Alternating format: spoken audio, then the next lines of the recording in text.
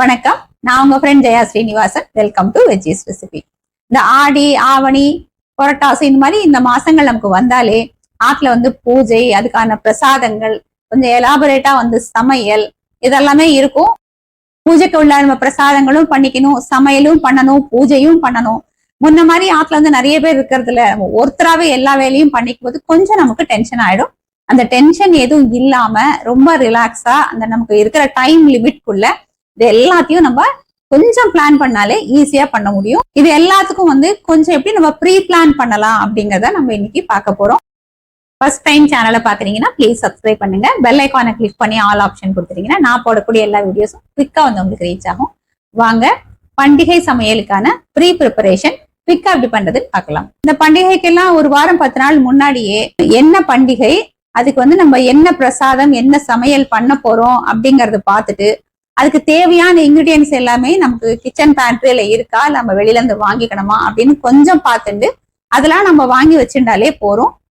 எத்தனை பேருக்காக நம்ம சமைக்க போறோம், எவ்வளவு குவான்டிட்டி நமக்கு தேவைப்படும் அப்படிங்கறத நம்ம கொஞ்சம் பார்த்துக்கணும். இந்த சமையலுக்கு தேவையான பாத்திரங்கள் நம்ம ரெகுலரா சமைக்கும் போது சின்ன சின்ன பாத்திரத்துல சமைச்சுட்டு இருப்போம். இந்த மாதிரி ஒரு பண்டிகை அப்படிங்கும் போது குவான்டிட்டியும் கூடும், கொஞ்சம் நிறைய வெரைட்டியும் பண்ணும்போது கொஞ்சம் பாத்திரமும் நமக்கு அது தகுந்த மாதிரி தேவைப்படும். ஒரு எக்ஸாம்பிளுக்கு நான் ரெகுலரா பாத்தீங்கன்னா சின்ன குக்கர்ல தான் நான் சமைச்சுட்டு இருக்கேன். ஆனா ஒரு பண்டிகை அப்படின்னு வரும்போது பெரிய குக்கர் தேவைப்படும். அது நம்ம எங்கேயாவது மேல எடுத்து வச்சிருக்கோம் இல்லையா ஷெல்ஃப்ல, அதெல்லாம் இறக்கி கிளீன் பண்ணி வச்சுக்கிறது. இந்த வேலை எல்லாமே நம்ம ஒரு வாரம் 10 நாள் முன்னாடியே பண்ணிடலாம். இப்ப நம்ம பண்ற பாயசத்துக்கு வெல்லம் யூஸ் பண்றோம் அப்படின்னா நம்ம உருண்டை வெல்லம் இல்ல அச்சு வெல்லம் வாங்கியிருக்கோம்னா அதை கொஞ்சம் நம்ம பொடிச்சு வச்சுடலாம். ஏலக்காய் பொடி அதையும் நல்லா பொடி பண்ணி ஒரு பாட்டில நம்ம போட்டு வச்சுக்கலாம். பிரசாதம் அப்படின்னா நெய் தேவைப்படும் இல்லையா, வெண்ணெயை வாங்கி காய்ச்சிக்கலாம், இல்ல நம்ம நெய்யாவே கூட வாங்கி வச்சுக்கலாம். ஒரு வாரம் 10 நாள் முன்னாடியே பண்ணக்கூடிய வேலை எல்லாமே பார்த்துட்டோம். இப்ப நாளைக்கு நம்ம சமைக்க போறோம் அப்படின்னா முதல் நாள் சாயங்காலம் என்ன பண்ணலாம் அப்படிங்கறத நம்ம இன்னைக்கு பார்க்க போறோம். இப்ப சாம்பார், ரசம், இலக்கி பருப்பு இது எல்லாத்துக்குமே தோரம் பருப்பு, பாயசம், கூட்டு இது எல்லாத்துக்கும் பைத்தம்பருப்பு நம்ம எதுல ஊற வைக்க போறோமோ அந்த பாத்திரத்திலேயே எடுத்துட்டோம் அப்படின்னா நமக்கு வேலை ஈஸி ஆயிடும்.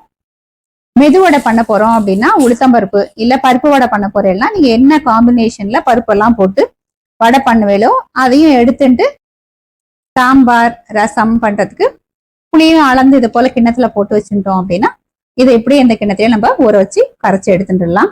சாம்பாருக்கு, ரசத்துக்கு, ஏதாவது கலந்த சாதம் இது போல எதுக்கெல்லாம் நம்ம வறுத்து அரைக்கணுமோ அது எல்லாத்தையும் இது போல எடுத்து வச்சுட்டோம் அப்படின்னா டக்குன்னு வறுத்து நம்ம அரைச்சிடலாம். நம்ம சமையலுக்கு தேவையான காய்கறிகள் பரங்கிக்காய், பூசணிக்காய், கொத்தவரங்காய், தயிர் பச்சடிக்கு வெள்ளரிக்காய், இது போல என்ன காய்கறி நம்ம பிளான் பண்ணிருக்கோமோ அதெல்லாம் நமக்கு தேவையான சைஸ் ஷேப்ல கட் பண்ணி எடுத்துடலாம்.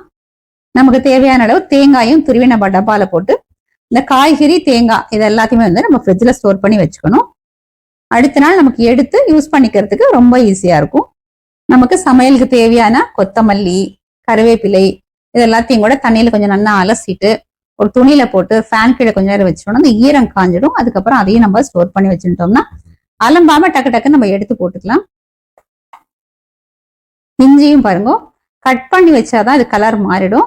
தோலை மட்டும் எடுத்துட்டு நம்ம அப்படியே முழுசா வச்சுட்டோம்னா நமக்கு கட் பண்ணிக்கணும் அப்படின்னாலும் பண்ணிக்கலாம், இல்ல கிரேட் பண்ணி போடணும் அப்படின்னாலும் நம்ம போட்டுக்கலாம். முத நாளே பாருங்க நம்ம எல்லாத்தையும் எடுத்து வச்சு தட்டு போட்டு மூடி வச்சுட்டோம். கார்த்தால எழுந்து குடிச்சிட்டு வந்த கையோட எதெல்லாம் அலம்பணமோ நல்லா அலம்பிட்டு ஊற வைக்கிறது எல்லாமே ஊற வச்சுக்கலாம். இப்ப புளி, பருப்பு இதெல்லாத்தையும் கொஞ்சம் வெந்நீர்ல ஊற வச்சுட்டோம்னா சீக்கிரமே ஊறிடும். அதுக்கப்புறம் நம்ம வறுக்கிறதுக்கெல்லாம் எடுத்து வச்சிருக்கோம் இல்லையா, அதை எல்லாத்தையும் வறுத்துட்டு இந்த வேக வைக்கிறதெல்லாம் வேக வச்சுக்கலாம். குக்கர்ல எதை வச்சு வேக வைக்கணும்னு பிளான் பண்ணிருக்கோமோ அதெல்லாம் குக்கரை ஏற்றிட்டோம்னா அதுவும் வெந்துடும். அரைச்சு வச்சுக்கிறதும் ரெடியா இருக்கு, நம்ம வேக வச்சதும் ரெடியா இருக்கு. அப்படிங்கும்போது சமைக்கிறது அதுக்கப்புறம் ரொம்ப ஈஸியா தோணும். கோழி அப்படின்னு எடுத்துட்டோம்னா அதுக்கு பூரணம் பண்றது இல்ல மாவு பசஞ்சு வச்சோம்னா அது ஊறணும். உளுந்து வடையோ இல்ல பருப்பு வடையோன்னா அந்த பருப்பெல்லாம் அலம்பி நம்ம ஊற வச்சிருப்போம், அதுவும் ஊறதுக்கு கொஞ்சம் டைம் எடுத்துக்கும்.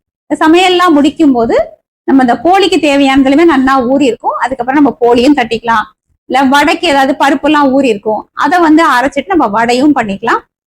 இந்த மாதிரி நம்ம கொஞ்சம் ப்ரீ பிளான் பண்ணிட்டோம் அப்படின்னா பண்டிகை சமையல் பண்றது அப்படிங்கிறது நமக்கு டென்ஷனாவே தோணாது, ஈஸியா இருக்கும். முதல் நாள் எவ்வளோ எல்லாம் எடுத்து வைக்கிறதுக்கு நம்ம காத்தாலேயே எடுத்து வச்சுக்கலாமே அப்படின்னு தோணும். ஆனா நம்ம கார்த்தால இத்தனை டப்பாவையும் திறந்து சாமான அளந்து நம்ம எடுத்துக்கிறதுக்குள்ள அந்த டயத்திலேயே வந்து நமக்கு இதுல சமையலே முடிஞ்சிடும். அந்த அளவுக்கு ஈஸியா இருக்கும். நம்ம கத்தால எழுந்து வரும்போதே கொஞ்சம் ரிலாக்ஸா இருக்கும். என்ன சமையல் பண்ண போறோம் அப்படின்னு நமக்கு தெரியும். அதுக்கு என்ன சாமான் தேவை அப்படிங்கறத நம்ம ஆல்ரெடி எடுத்து வச்சுட்டோம். அப்படிங்கறதுனால டக்குன்னு முடிச்சிடலாம் அப்படின்னு நம்ம மைண்ட் செட்டே ஆயிடும். அப்படிங்கறதுனால ரொம்பவே ஈஸியா இருக்கும். இப்ப வரிசையா நமக்கு வரக்கூடிய பண்டிகைகளுக்கு இத போல கொஞ்சம் ப்ரீ பிளான் பண்ணிட்டு நீங்க சமையல் பண்ணி பாருங்களேன். நம்ம எவ்வளவு ரிலாக்ஸா சமைக்கிறோம், ஹாப்பியா சமைக்கிறோம் அப்படிங்கிறது நம்மளே வந்து ஃபீல் பண்ண முடியும். இது மெயினா வந்து பிகினர்ஸ்க்கு ரொம்ப யூஸ்ஃபுல்லா இருக்கும். நீங்க ட்ரை பண்ணி பார்த்துட்டு எப்படி ஃபீல் பண்ணல அப்படிங்கறத கமெண்ட்ல சொல்லுங்க.